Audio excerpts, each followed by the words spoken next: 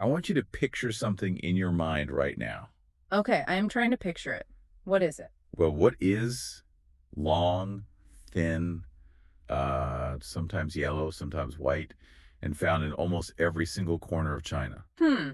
Well, knowing the material we are diving into today, I am going to say the answer is noodles, or, as they are known in Chinese, mian. You guessed it. Yeah. And, that is the mission of our deep dive today. Right. We are looking at some really fascinating sources today. Exactly. We are exploring the massive geographical, culinary, and cultural landscape of Chinese noodles. For you listening, we want to see how a super simple mix of just flour and water became so important to such a huge country. Yeah, because the sheer scale of what noodles represent here, I mean, it goes way beyond just grabbing a quick lunch. It is really a core piece of human history. It really is. Yeah. And to give you an idea of the stakes here, there's this one historical fact from our research that just blew my mind. Oh, the archaeological find? Yes, we are not talking about some food that was invented like a few hundred years ago. The oldest noodles ever discovered in the entire world were actually found in northwestern China. Under the dirt, right. Yeah, archaeologists uncovered this actual bowl of noodles buried under the earth. And get this, they clocked in at over 4,000 years old. 4 millennia. I mean, wow.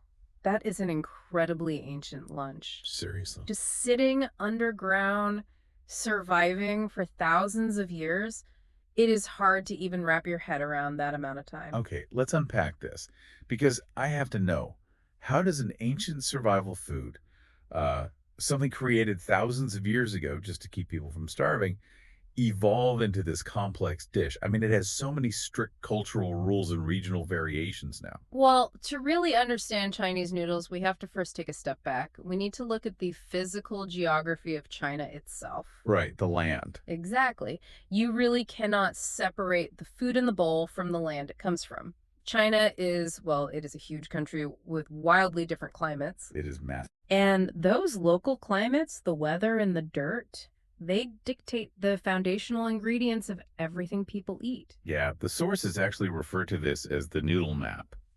And looking at this map, it really feels like agricultural destiny. Agricultural destiny. I like that phrase. Thanks. I mean, it just makes sense. If you look at the climate, the menu basically writes itself. It really does, because the map is divided quite sharply between the north and the south. It all comes down to what the earth and the weather can successfully grow. So let's start with the north. Right. In northern China, the climate is much drier. The winters there are very harsh and cold. And that dry, cool environment, that is pretty much perfect for growing wheat. Yes, exactly. Wheat really thrives in the north. So for thousands of years, the people living there, they harvested wheat, Right. they ground that wheat into flour, and they made wheat-based noodles. The land gives you wheat, so your entire food tradition is built around wheat dough. That makes total sense. But then, you travel down to southern China and the environment just completely transforms. It is like a totally different world. Yeah, it is not dry and cold anymore at all. It is hot, it is wet, Hmm. and it is super humid. You have these massive monsoons and heavy rains. And wheat does not like that. No, not Yeah. at all. Wheat does not grow well in a swampy, humid environment. Right. But, you do have the perfect conditions for rice. The South is entirely rice growing territory. So they just swap the grain. Exactly. Because the farmers are harvesting rice instead of wheat, the local food just naturally adapts. They grind rice into flour instead. Which gives us a totally different kind of noodle. Yes, this creates a completely different category of food. We get rice noodles, which are known in Chinese as mifen. I just find it so fascinating how practical that is. Very practical. We sometimes think of these famous cuisines as like these highly planned, deliberate choices made by master chefs in a fancy kitchen. Oh, for sure. We overcomplicate it. Yeah. But at its core, thousands of years ago, it was just regular people looking at the dirt around their village. They were just trying to figure out what to do with whatever crops actually survived the weather. It is the ultimate form of human adaptation. And, the variations do not stop at just choosing between wheat or rice. Oh, not at all. The shapes these ingredients are transformed into, they are incredibly diverse. So many different shapes. Yeah, the texts highlight noodles that are pulled as thin as delicate silk threads, like super skinny. Almost fragile. Right. And then on the complete opposite end of the spectrum, you have these wide, thick, heavy, flat noodles. The visual contrast there is really striking. You go from something light and delicate to something really heavy and substantial. Oh, and the sources mention this delightful nickname for those wide, flat noodles. People call them belts. Belts. Yeah, Yeah, like the actual clothing belts you wear around your waist to hold your pants up. that is pretty funny. I just love the idea of walking into a restaurant and confidently ordering, a big bowl of belts. It definitely paints a very vivid picture. But what's fascinating here is that the physical shape of the noodle, whether it is a delicate silk thread or a heavy wide belt, that is actually only half the story. Really? What is the other half? Well, if you want to understand what makes a truly exceptional noodle, you have to look beyond the shape. You have to focus entirely on the texture. Ah, the bite, the Mouthfeel. mouthfeel. Because I guess a fun shape does not really matter if it just turns to mush in your mouth as soon as you eat it. Precisely. In Chinese culinary standards, there is a very specific, highly prized texture that every single noodle maker wants to achieve. In Chinese, it is called Qutan or Jindao. Q10. Okay, so if we translate that concept into English for our listeners, Right. we are essentially talking about chewiness, right? Yes, chewiness, but it is a lot more intense than just a standard regular chew. How do you mean? It is a very specific type of resistance. A good noodle requires serious biting. It actually fights back against your teeth just a little bit. It fights back. I love that. Yeah. If a noodle is completely soft, like if it just yields and melts the moment you bite it, that is considered a complete failure. It lacks that Q-tag. So soft is bad. You need structural integrity. Very much so. And that actually brings up a really interesting mechanical question for me. How do you take simple flour and water, just two basic things, and engineer it to fight back against your teeth? Well, this is where we move from the macro geography of farming, the big picture, down to the micro technique of cooking. Okay, let's talk about the lanzolemian then. These are the famous hand-pulled noodles, right? Yes, very famous. Our sources describe the scene at a typical hand-pulled noodle shop, and it sounds like a very loud, very physical performance. Oh, it really is. It is basically street food theater combined with serious culinary science. So picture this. The chef takes a heavy block of dough, but they do not use a rolling pin to flatten it out like you might expect. No rolling pins here. Instead, they stretch it with their bare hands. They twist it up high in the air, and then they violently slam the dough down onto a metal table. Bang, bang. It is very dramatic. Yeah.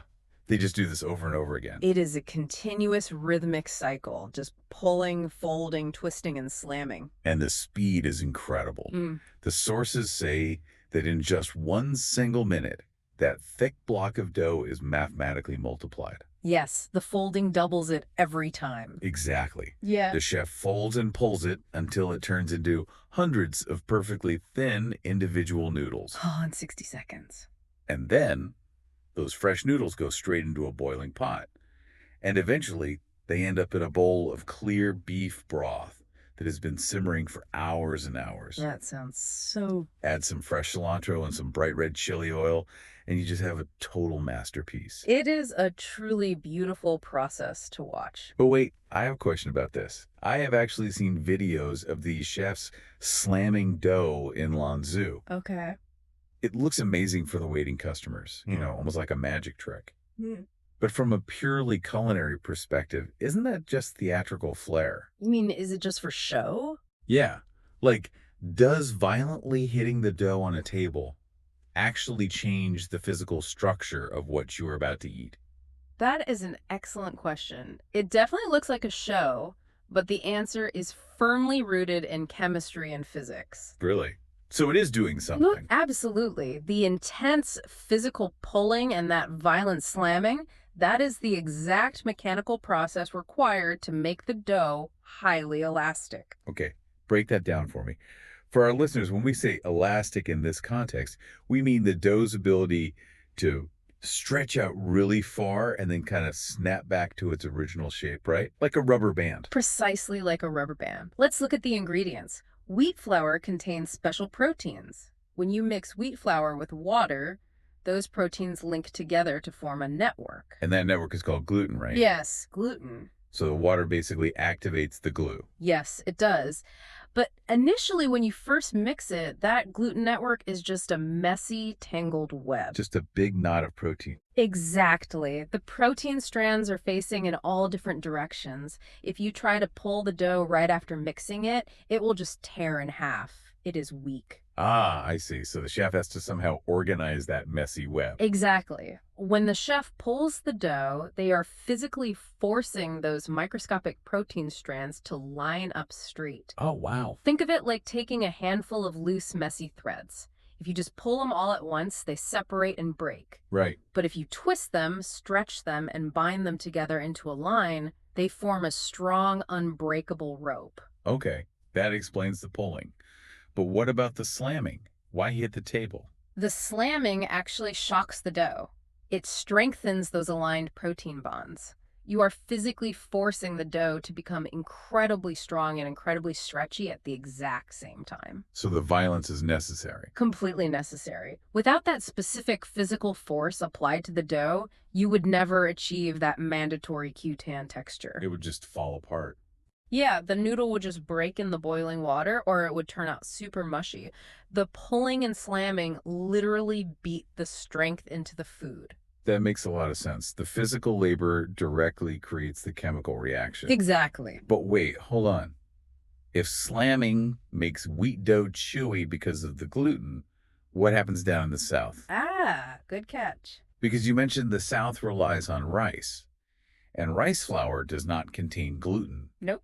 No gluten in rice. So how do rice noodles stay together without that protein network? You can't beat gluten into something that doesn't have it. That is a very crucial difference. Because rice lacks gluten, you cannot hand pull it or slam it to build elasticity. What happens if you try?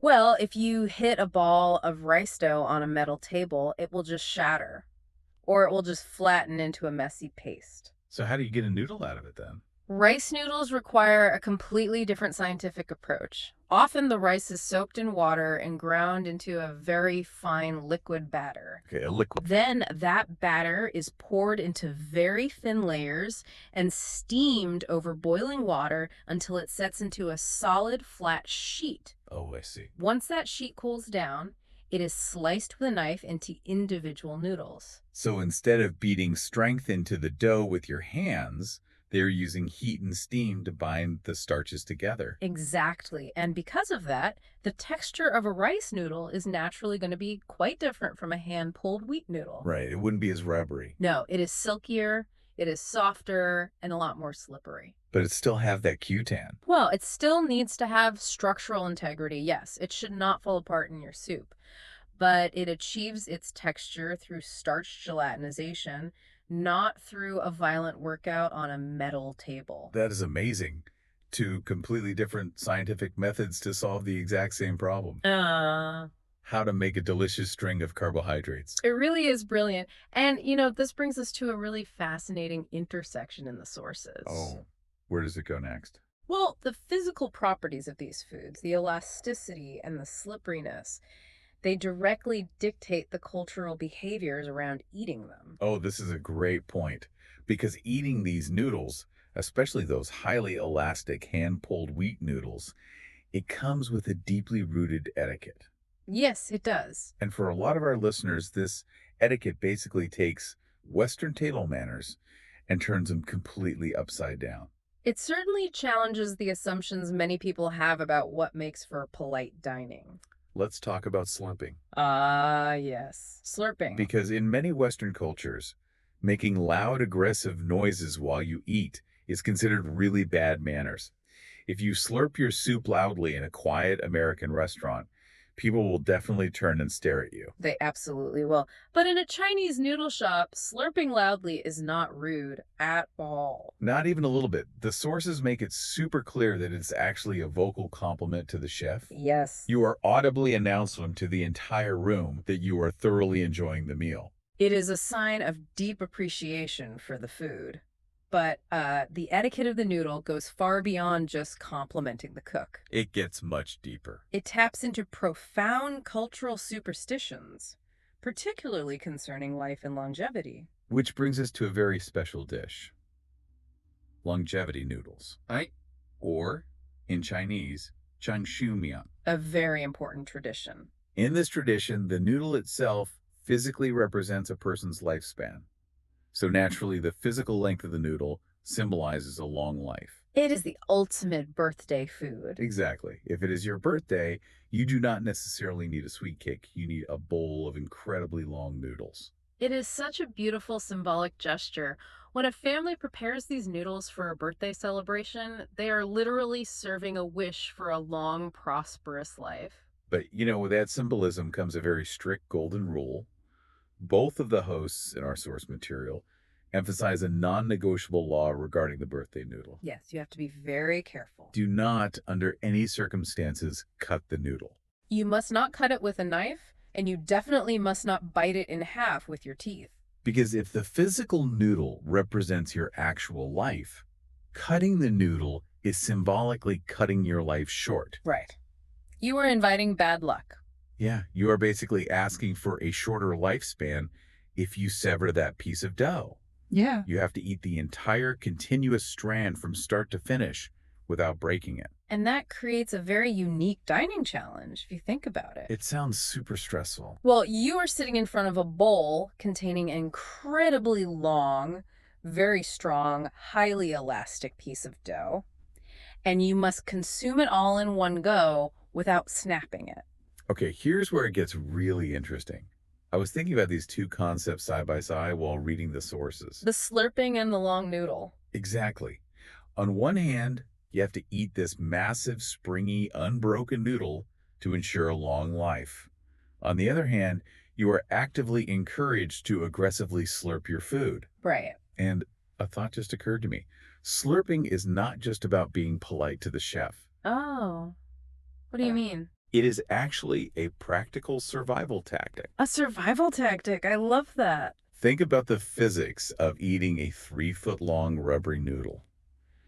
If you try to eat it quietly, pulling it into your mouth slowly and politely, what happens? Well, it gets heavy. Right, the tension builds up. The heavy noodle catches on the edge of the ceramic bowl, gravity pulls it down, the tension gets too high, and snap. The noodle breaks. And then you accidentally curse yourself with bad luck. Because you were trying to be too delicate. That makes perfect sense. But if you slurp it, if you use the force of your breath to pull it in rapidly, almost like a vacuum, the noodle just flies right through the air. It glides right in. Yes. You transport this super long strand quickly and smoothly without putting too much tension on any one spot. Slurping is physically the safest way to eat a longevity noodle without breaking it. Wow, that is a brilliant synthesis of the mechanics and the culture right there. It blew my mind when I realized it. I mean, the physical elasticity of the hand-pulled dough requires a specific eating technique. The slurp allows you to manage the food. Yeah. And then that physical technique perfectly supports the cultural superstition of keeping the noodle completely intact.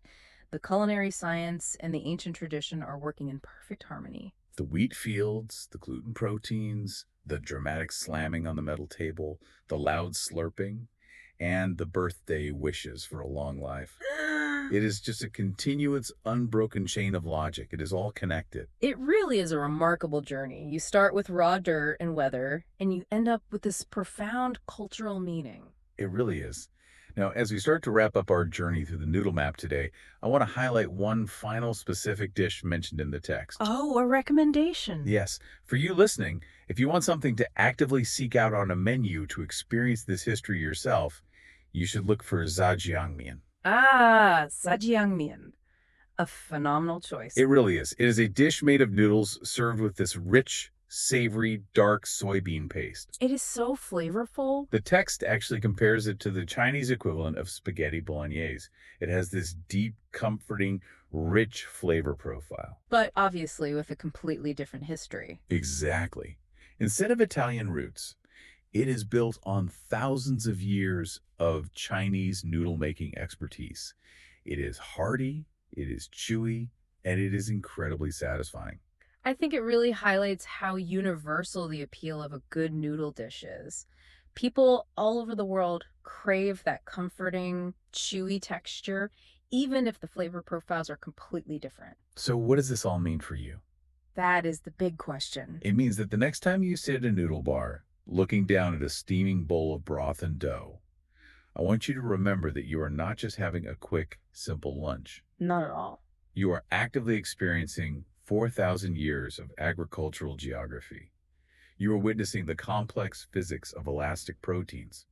And, whether it is your birthday or not, you are participating in an ancient wish for a long and happy life. It completely changes how you view the bowl sitting in front of you. It really does. And honestly, this raises an important question for me to leave you with. Oh, what is that? Well, if a dish that is over 4,000 years old, something that remains so fundamentally simple, I mean, literally just flour and water can evolve into such a complex web of regional identities, chemistry, and life and death superstitions. Yeah. What other simple everyday foods sitting in our pantries right now are secretly hiding millennia of human history, just waiting to be unraveled? Oh, man. I love that thought. The history of humanity is literally hiding in plain sight right next to the salt and pepper. It makes you want to look at everything in your kitchen differently. It sure does. Well, we will leave you to ponder your own pantry today. Catch you on the next Deep Dive.